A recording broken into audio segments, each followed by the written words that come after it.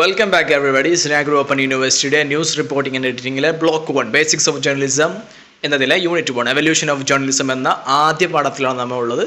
So without any further adduce let's get started എന്ന് പറയുന്നതിന് മുമ്പ് നമ്മുടെ ഈ പാഠത്തിൻ്റെ ഫസ്റ്റത്തെ ബ്ലോക്കിലെ 4 യൂണിറ്റും ഫ്രീ ആയിരിക്കും. തുടർന്നുള്ള യൂണിറ്റുകൾ നിങ്ങൾക്ക് ഈ കണ്ട വീഡിയോസ് ഇഷ്ടപ്പെടുകയാണെങ്കിൽ മാത്രം നിങ്ങൾക്ക് നമ്മുടെ ഈ ഒരു ചാനലിൽ ജോയിൻ ചെയ്യുകയും ബാക്കിയുള്ള പാഠങ്ങൾ ആക്സസ് ചെയ്യാനും പറ്റും. വളരെ കുറഞ്ഞ ക്യാഷേ ഉള്ളൂ. അതുകൊണ്ട് without any further adieu now let's get started. Okay, അപ്പോൾ ആദ്യം തന്നെ ജേർണലിസം എന്താണ് ഡെഫിനേഷൻ കൊടുക്കുകയാണ്. ഡെഫിനേഷൻ ഇത് ഇമ്പോർട്ടൻ്റ് ആണ്, കാരണം നിങ്ങളെ പരീക്ഷയ്ക്ക് ജേർണലിസം ന്യൂസ് റിപ്പോർട്ടിംഗ് ആൻഡ് അല്ലേ, അപ്പോൾ ഇതിനകത്ത് ജേർണലിസം എന്നുള്ളത് ഏറ്റവും ഇമ്പോർട്ടൻറ്റ് ടേം ആയതുകൊണ്ട് തന്നെ ഈ ഒരു ഡെഫിനേഷൻ നിർബന്ധമായും പഠിച്ചു വെക്കുക. Communication process involving the collection processing reproduction and distribution ഇൻഫർമേഷൻ്റെ കളക്ഷൻ, അതിൻ്റെ പ്രോസസ്സിംഗ്, അതിൻ്റെ വരുന്ന മാറ്റങ്ങൾ, റിപ്രൊഡക്ഷൻ അതിൻ്റെ പുതിയ പുനരുദ്ധാരണം, അതുപോലെ ഡിസ്ട്രിബ്യൂഷൻ ഇതിനെ പരമാവധി ആളുകളിലേക്ക് എത്തിക്കുക. ഈ 4 പ്രോസസ്സും ഇൻവോൾവ് ചെയ്യുന്ന ആശയവിനിമയത്തിനാണ് ജേർണലിസം എന്ന് പറയുന്നത്. അപ്പം ഇൻഫർമേഷൻ കളക്ട് ചെയ്യുക, അത് കാര്യങ്ങൾ ഡീൽ ചെയ്യുക, അതിൽ മാറ്റം വരുത്തേണ്ട വരുത്തുക, അതുപോലെ തന്നെ ആവശ്യക്കാർക്ക് എത്തിച്ചു കൊടുക്കുക, അതായത് ജനങ്ങളിലേക്ക് അറിവ് എത്തിച്ചു കൊടുക്കുക. ഈ പണിക്കാണ് യഥാർത്ഥത്തിൽ ജേർണലിസം എന്ന് പറയും. ഓക്കെ, അപ്പോൾ ജേർണലിസം എന്ന വാക്ക് ലാറ്റിൻ വേർഡായിട്ടുള്ള ജേർണലിസ്റ്റേ എന്ന വാക്കിൽ നിന്നാണ് വന്നിട്ടുള്ളത്. ജേർണലിസ്റ്റേൻ്റെ അർത്ഥം എന്താണ്? One who keeps A journal. ഒരു ജേർണൽ സ്ഥിരമായി കീപ്പ് ചെയ്യുന്ന ഒരാൾക്കാണ് ജേർണലിസ്റ്റ് എന്ന് പറയുക. ആ വാക്കിൽ നിന്നാണ് ജേർണലിസം എന്ന വാക്ക് വന്നിട്ടുള്ളത്. ഒരു ജേർണലിസ്റ്റിൻ്റെ അല്ലെങ്കിൽ ജേർണലിസ്റ്റിൻ്റെ റോളായിട്ട് പറയുന്ന കാര്യങ്ങൾ എന്തൊക്കെയാണ്? പ്രൊവൈഡ്സ് ആക്സസ് ടു ഇൻഫർമേഷൻ, അല്ലെ, അറിവിലേക്ക് ആക്സസ് കൊടുക്കുകയാണ്. ഒരു ജേർണലിസ്റ്റിൻ്റെ ഒരു റോളാണ് പ്രൊവൈഡ് ആക്സസ് ടു ഇൻഫർമേഷൻ. രണ്ടാമത്തത് acts as A link between government and people. ജനങ്ങൾക്ക് ഗവൺമെൻറ്റിനോട് ഒരുപാട് പരാതികളും പ്രശ്നങ്ങളൊക്കെ പറയാനുണ്ട്. ഇതൊക്കെ നേരിട്ട് എല്ലാവരും കൂടി പോയി പറയാമെന്നാൽ ശരിയാവില്ല. അതേസമയം ജേർണലിസ്റ്റുകൾ അത് ഏറ്റെടുക്കുന്നു. റോഡ് പൊട്ടിപ്പൊളിഞ്ഞാൽ അവർ വീഴ്ന്നിട്ട് വീഡിയോ എടുക്കുന്നു, ഗവൺമെൻറ് ശ്രദ്ധിക്കുന്നില്ല, മറ്റേ വർഷം അപ്പോൾ ഗവൺമെൻറ് വന്ന് എന്തെങ്കിലും കാര്യങ്ങൾ ചെയ്യും. അപ്പോൾ പീപ്പിളും അതുപോലെ ഗവൺമെൻറ്റും തമ്മിലുള്ള ഒരു ലിങ്ക് ആയിട്ട്, ഒരു കണക്ഷൻ ആയിട്ട് ആര് പ്രവർത്തിക്കുന്നു? ജേർണലിസം പ്രവർത്തിക്കുന്നു. പിന്നെ refer to as the 4th pillar of democracy. പ്രധാനപ്പെട്ട ഒരു പോയിന്റാണ്. Journalism is known as the 4th pillar of democracy. Democracy എന്നതിൻ്റെ, ജനാധിപത്യത്തിൻ്റെ നാലാമത്തെ നെടും തൂണാണ് എന്ത്? ജേർണലിസം എന്നുള്ളത്. ഈ ഒരു പേജിലുള്ള എല്ലാ വാക്കും ഇമ്പോർട്ടൻ്റ് ആണ്, അതുപോലെ പഠിച്ചു വെക്കുക. ഇനി ഹിസ്റ്ററി ഓഫ് കമ്മ്യൂണിക്കേഷൻ. എന്താണ് കമ്മ്യൂണിക്കേഷൻ്റെ ചരിത്രം എന്ന് പറയുന്നത്? നോവബൽ എറ. പണ്ടൊക്കെ കമ്മ്യൂണിക്കേഷൻ, ആശയവിനിമയത്തിന് ഭാഷ ഉണ്ടായിരുന്നില്ല. വെർബൽ എന്ന് ഉദ്ദേശിച്ചാൽ, വെർബൽ എന്ന് വാക്ക് വന്നാൽ ഭാഷ എന്നാണ് ഇത് അർത്ഥം കേട്ടോ. ഓക്കെ, അപ്പോൾ നോൺ വെർബൽ എറ പറഞ്ഞാൽ ഭാഷ ഉണ്ടായിരുന്നില്ല. അന്ന് ജസ്റ്റേഴ്സ് ആൻഡ് സിമ്പിൾസ്, അടയാളങ്ങൾ, കുറേ ആക്ഷൻസ് മാത്രമേ ഉണ്ടായിരുന്നുള്ളൂ എന്നാണ് പറയപ്പെടുന്നത്. Key developments. പിന്നെ എന്തൊക്കെ പ്രധാനപ്പെട്ട മാറ്റങ്ങളാണ് ഉണ്ടായത്? ആദ്യം ഭാഷ ഉണ്ടായിരുന്നില്ല, പിന്നെ എന്തൊക്കെ ഉണ്ടായി? പിന്നെ ഭാഷ ഉണ്ടായി. പിന്നെ പാപ്പിറസ് പ്ലാന്റ്, അതായത് ഈജിപ്തിൽ ആദ്യമായിട്ട് എഴുതാൻ പറ്റിയ എഴുത്തോല കണ്ടുപിടിച്ചു, അതാണ് പാപ്പിറസ് പ്ലാന്റ്. പിന്നെ പ്രിന്റിംഗ് പ്രസ്, നിങ്ങൾക്ക് അറിയായിരിക്കും, ജോഹാനസ് ഗുട്ടൻബർഗർ ചങ്ങായി പ്രിന്റിംഗ് പ്രസ് കൊണ്ടുവന്നു. അത് വളരെ രീതിയിൽ ആശയവിനിമയത്തിൽ വലിയ ചരിത്ര സംഭവങ്ങൾ സൃഷ്ടിച്ചു. മാസ് കമ്മ്യൂണിക്കേഷനിലെ ഇന്ന് ഇൻ്റർനെറ്റും നെറ്റും മറ്റേ സാധനമൊക്കെ വന്നതുകൊണ്ട്, ടിവിയും കമ്പ്യൂട്ടറും ഫോണും ഒക്കെ വന്നതുകൊണ്ട് ഇന്ന് വളരെ ധാരാളമായിട്ട് എന്ത് ചെയ്യുന്നുണ്ട്? കമ്മ്യൂണിക്കേഷൻ നടക്കുന്നുണ്ട്. അപ്പം ഒരു ഭാഷ പോലും ഇല്ലാത്ത കാലത്തിൽ നിന്ന് വളരെ കുറഞ്ഞ കാലം കൊണ്ട് എന്താണ് ഇന്ന് നമ്മൾ മാസ് കമ്മ്യൂണിക്കേഷൻ എന്ന ഏറ്റവും വലിയ അറിയിക്ക് പ്രിന്റിങ്ങും പേപ്പർസ് പ്ലാന്റൊക്കെ കടന്ന് എത്തിയിരിക്കുകയാണ്. ഇതാണ് ഇപ്പോൾ കമ്മ്യൂണിക്കേഷൻ്റെ ആകത്തുകമായിട്ടുള്ള ഒരു ഹിസ്റ്ററി. ഇനി ഒറിജിൻ ഓഫ് ജേർണലിസം. എവിടെ നിന്നാണ് ജേർണലിസം ഉണ്ടായത്? എന്താണ് അതിൻ്റെ ചരിത്രം? ഏർലിയർ ന്യൂസ് സ്പ്രെഡ് വയ word of mouth and scroll. പണ്ട് ജേർണലിസം എന്ന് പറയുന്നത്, ജേർണലിസം നമ്മൾ പറഞ്ഞല്ലോ ആശയവിനിമയത്തിൻ്റെ ഒരു അഡ്വാൻസ് രൂപമാണ്.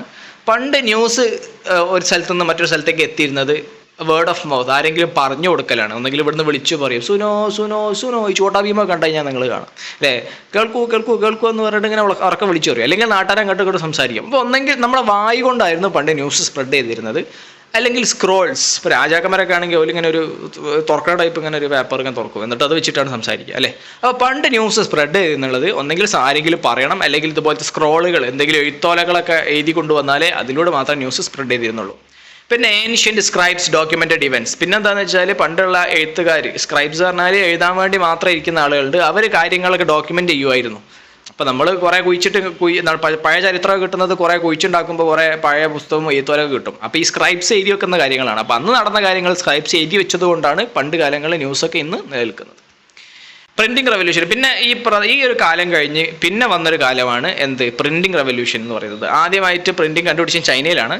അതിനുശേഷം പ്രിന്റിംഗ് പ്രസ്സിൽ പ്രധാനമായിട്ട് ചേഞ്ച് കൊണ്ടുവന്നിട്ടുള്ളത് ഞാൻ നേരത്തെ പറഞ്ഞ പോലെ ഈ ജോഹാനസ് ഗുട്ടൻബർഗ്. ജെ എന്ന വാക്ക് ഫ്രഞ്ച് ഭാഷയിലേക്ക് വരുമ്പോൾ യാ എന്നാണ് സൗണ്ട് വരുന്നത്. ഇപ്പോൾ ഇംഗ്ലീഷിൽ പല ഭാഗങ്ങൾ അങ്ങനെയാണ്. അതുകൊണ്ട് യോഹാനസ് ഗുട്ടൻബർഗ് എന്ന് വായിച്ചാൽ തെറ്റില്ല.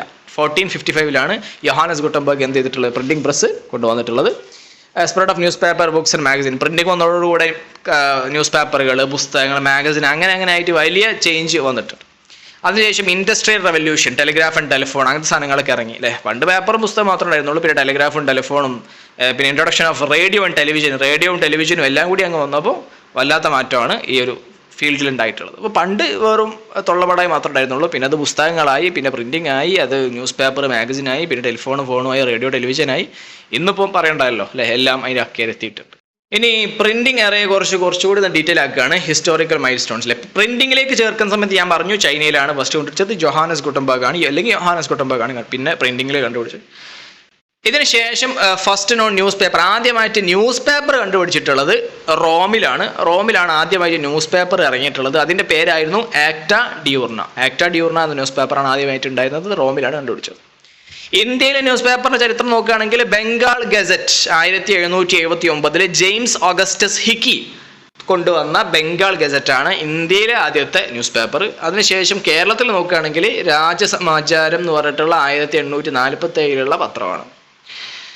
Impact revolutionised information access literacy and democracy. ഈ ഒരു പ്രിന്റിംഗ് ഈ ഒരു പത്രം പുറത്തേക്ക് വരലോട് കൂടെ തന്നെ പ്രധാനമായിട്ടും ജനങ്ങൾ കൂടുതൽ അറിയാൻ തുടങ്ങി, കൂടുതൽ സാക്ഷരത കൂടി, ഡെമോക്രസി സംഭവമായി, അങ്ങനെ തുടങ്ങിയ എല്ലാം ഉണ്ടായി. ചുരുക്കി പറഞ്ഞാൽ പ്രിന്റിംഗ് എറൻ്റെ പ്രധാനപ്പെട്ട സാധനമാണ് എന്ത്, പത്രം എന്നുള്ളത്. പത്രം റോമിലാണ് തുടങ്ങിയത്, ഇന്ത്യയിൽ 1779 പിന്നെ കേരളത്തിൽ ഒരു 100 വർഷം കഴിഞ്ഞിട്ടാണ് ഇറങ്ങി വന്നിട്ടുള്ളത്. ഇനി റേഡിയോൻ്റെ ചരിത്രം നോക്കുകയാണെങ്കിലോ, origin used in military operation during world war I പെട്ടെന്ന് മെസ്സേജ് സെൻഡ് ചെയ്യാൻ വേണ്ടി ഉണ്ടാക്കിയിരുന്ന ഒരു ആയുധ സിസ്റ്റത്തിൽപ്പെട്ട ഒരു സാധനമാണ്. യുദ്ധതന്ത്രത്തിന് വേണ്ടി ഉപയോഗിച്ചിട്ട് സാധനമാണ് ശരിക്കും റേഡിയോ. അത് മനുഷ്യന്മാർക്ക് ഇങ്ങനെ അങ്ങോട്ട് ഇങ്ങോട്ട് വെറുതെ വർത്തമാനം പറയാൻ വേണ്ടി ഉപയോഗിച്ചതായിരുന്നില്ല.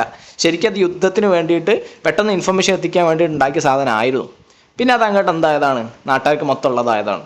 ഇപ്പോൾ ഇന്ത്യയിൽ നോക്കുകയാണെങ്കിൽ ഓൾ ഇന്ത്യ റേഡിയോ എയർ, ഇപ്പം നമ്മൾ കാണുന്ന ആകാശവാണി റീനെയിംഡ് ആകാശവാണി 1956. 1956 ഈ ഓൾ ഇന്ത്യ റേഡിയോ എന്നുള്ള എയറിനെ പേര് മാറ്റി എന്താക്കി മാറ്റി, ആകാശവാണി എന്ന് നമ്മൾ എന്ത് കേൾക്കുന്ന സാധനമാക്കി മാറ്റി. എന്നായിരുന്നു എയർ എന്ന ഓൾ ഇന്ത്യ റേഡിയോ ആദ്യമായി തുടങ്ങിയത് 1936 അല്ലേ. 20 വർഷത്തിന് ശേഷമാണ് പേര് മാറ്റുന്നത്. എന്താണ് ഈ റേഡിയോൻ്റെ പ്രധാനപ്പെട്ട role? Broad education, entertainment, information to മാസസിലെ റേഡിയോ ആണ് ആദ്യമായിട്ട് ലോകത്തെ കാര്യങ്ങൾ മനസ്സിലാക്കാൻ കിട്ടിയൊരു സാധനം. അതുകൊണ്ട് തന്നെ അറിവും അതുപോലെ എൻ്റർടൈൻമെൻറ്റ് എല്ലാവർക്കും ഒന്ന് കേട്ട് രസിക്കാനും, പാട്ടൊക്കെ കേട്ട് രസിക്കാനും, അല്ലെങ്കിൽ ഇൻഫർമേഷൻ ടു മാസസ് അല്ലെ ജനങ്ങളിലേക്ക് അറിവെത്തിക്കാനും ഒക്കെ ഈ റേഡിയോ വലിയൊരു രീതിയിലുള്ള സ്വാധീനം ചെലുത്തിയിട്ടുണ്ട്. First female news reader. പിന്നെ നിങ്ങൾ ടെക്സ്റ്റ് ബുക്കിൽ എടുത്തു പറഞ്ഞിട്ടുള്ള കാര്യം, ന്യൂസ് റീഡിങ് പൊതുവെ പുരുഷന്മാരാണ്. ആദ്യത്തെ സ്ത്രീ ന്യൂസ് റീഡറായിട്ട് വന്നിരുന്നത് സയ്യിദ ബാനുവാണ്. 1947 ആദ്യത്തെ ഫീമെയിൽ ന്യൂസ് റീഡർ ഉണ്ടായിട്ടുള്ളത്. അപ്പം റേഡിയോനെ കുറിച്ച് ഒരു ഓവറോൾ വന്നു. ഇനി ടെലിവിഷൻ മൈൽ സ്റ്റോൺ വെച്ച് നോക്കുകയാണെങ്കിൽ, അതായത് ഇപ്പോൾ നമ്മൾ ന്യൂസ് പേപ്പർ പറഞ്ഞു, റേഡിയോ പറഞ്ഞു, ഇനി ടി-വിൻ്റെ കാര്യം പറയാണ്. ഇന്ത്യയിൽ നോക്കുകയാണെങ്കിൽ ദൂരദർശൻ എന്ന് പറയുന്ന സാധനം ഉണ്ടല്ലോ, അതാണ് ഇന്ത്യയിൽ ആദ്യമായിട്ട് ഉണ്ടായിരുന്നത്. ഇപ്പോഴും ഉണ്ട് ഇവിടെ. ഓക്കെ. പിന്നെ പ്രോഗ്രാംസ്, അന്ന് പണ്ടുണ്ടായിരുന്ന കുറച്ച് അതിലത്തെ ചാനലുകളാണ് ഹംലോഗ്, മഹാഭാരത, അങ്ങനത്തെ കുറച്ച് പരിപാടികളൊക്കെ. ചാനലല്ല, അതിലത്തെ കുറച്ച് പ്രോഗ്രാംസ് നമ്മുടെ സീരിയലൊക്കെ പോലെ ഉണ്ടായിരുന്ന സാധനമാണ് മഹാഭാരത, ഹംലോഗ് ഒക്കെ. പിന്നെ satellite communication, site project, NASA and ISRO നാസവും ചേർന്നിട്ട് സൈറ്റ് പ്രൊജക്റ്റ് ഉണ്ട്. ഇത് സാറ്റലൈറ്റ് ഉപയോഗിച്ചിട്ട് ടെലിവിഷൻ കണക്ട് ചെയ്യാനും കമ്മ്യൂണിക്കേറ്റ് ചെയ്യാനും ഒക്കെ ഉപയോഗിക്കാവുന്ന ഒരു ടെക്നീക്കാണ്. ജസ്റ്റ് പറഞ്ഞു തന്നേ ഉള്ളൂ. പിന്നെ സിനിമൻ്റെ വിഷയത്തിലേക്ക് ചേർത്ത് നോക്കുകയാണെങ്കിൽ ലുമിയറെ ബ്രദേഴ്സ് 1895 സിനിമ കൊണ്ടുവന്നിട്ടുള്ളത്. ലുമിയറെ ബ്രദേഴ്സാണ് സിനിമ എന്ന് പറയുന്ന സാധനം കണ്ടുപിടിച്ചിട്ടുള്ളത്. ഇന്ത്യൻ സിനിമയിൽ വെച്ച് നോക്കുകയാണെങ്കിൽ രാജ ഹരിചന്ദ്ര എന്നൊരു സിനിമ ദാദാ സാഹേബ് ഫൽക്കെ എന്ന് പറഞ്ഞ ചെങ്ങായി കൊണ്ടുവന്നു. അപ്പോൾ ലുമിയറെ ബ്രദേഴ്സാണ് ലോകത്തിൽ മൊത്തത്തിൽ സിനിമ കൊണ്ടുവന്നത്. ഇന്ത്യയിൽ കൊണ്ടുവന്നത് ദാദാ സാഹേബ് ഫൽക്കെ എന്ന് പറഞ്ഞ ചെങ്ങായിയാണ്. ആ ചെങ്ങായി കൊണ്ടുവന്ന സിനിമയുടെ പേരാണ് രാജ ഹരിചന്ദ്ര. അതെ. ഇനി നെറ്റ്വർക്ക് ഓഫ് നെറ്റ്വർക്ക്സ് എന്ന വാദം കൊണ്ട് ഉദ്ദേശിച്ചത് ഇന്റർനെറ്റിനെ കുറിച്ച് പറയാണ്. അപ്പോൾ ARPANET, early computer network USA internet കണ്ടുപിടിച്ചിട്ടുള്ളത്. അത് ARPANET പറഞ്ഞ സാധനം ഉപയോഗിച്ചിട്ട് അന്ന് കണക്ട് ചെയ്യുന്നു. അത് തന്നെയാണ് ഏകദേശം. ഇന്ന് പറഞ്ഞാൽ 2020 കണക്ക് പ്രകാരം 4.5 ബില്യൺ ആളുകൾ ഇന്റർനെറ്റ് കണക്റ്റഡ് ആണ് അല്ലേ. ഇന്നും എല്ലായിടത്തും ഇന്റർനെറ്റ് കണക്ഷൻ ഉണ്ട് എന്നുള്ളതാണ് പറഞ്ഞത്. അപ്പോൾ ARPANET പറഞ്ഞ സാധനം ഉപയോഗിച്ചിട്ടാണ് പണ്ട് നെറ്റ് കണക്ഷൻ വെച്ചിരുന്നത്. ഇപ്പോൾ അതന്നെ. ഇമ്പാക്ട് ഓൺ ജേർണലിസത്തിൽ ഇന്റർനെറ്റ് എന്ത് മാറ്റം ഉണ്ടാക്കിയത്? Rise of citizen journalism. Net വന്നതോടുകൂടെ സിറ്റിസൺ ജേർണലിസം, കണ്ടവരും കേട്ടവരും, അതായത് ലോകത്തുള്ള മനുഷ്യനാണോ അവന്മാരൊക്കെ ജേർണലിസ്റ്റുകളാവുന്ന രീതിയിലാണ്. അതുപോലെ തന്നെ പ്ലാറ്റ്ഫോംസ്, ഫേസ്ബുക്ക്, ട്വിറ്റർ, യൂട്യൂബ്, ഇങ്ങനത്തെ സാധനങ്ങളൊക്കെ ഇന്റർനെറ്റ് വന്നതോടുകൂടെ വന്ന സംഭവങ്ങളാണ്. ഇനി journalism as A profession. Journalism ഒരു പ്രൊഫഷനെ എടുക്കുന്ന കാലമാണ്. ജേർണലിസ്റ്റ് ആവാൻ പഠിക്കാൻ പോകുന്ന ആളുകളൊക്കെ ഉണ്ട്. അപ്പോൾ അവരൊക്കെ ശ്രദ്ധിക്കേണ്ട കാര്യങ്ങളാണ്. ഒന്ന് കോർ പ്രിൻസിപ്പിൾസ്, പ്രധാനമായിട്ട് ഒരു ജേർണലിസ്റ്റിന് ഉണ്ടായിരിക്കേണ്ട കുറച്ച് മര്യാദകളിൽപ്പെട്ട ഒന്നാമത്തതാണ് സർവീസ് ഓറിയന്റഡ്. ജേർണലിസ്റ്റിന്റെ ലക്ഷ്യം എന്ന് പറയുന്നത് സാമൂഹിക സേവനമാണ്, അല്ലാണ്ട് പൈസ ഉണ്ടാക്കലല്ല. അപ്പോൾ സാമൂഹിക സേവനം മനസ്സിൽ കണ്ടിട്ട് വേണം ജേർണലിസ്റ്റ് മുന്നോട്ട് പോകാൻ. Truthful, rational and humanistic.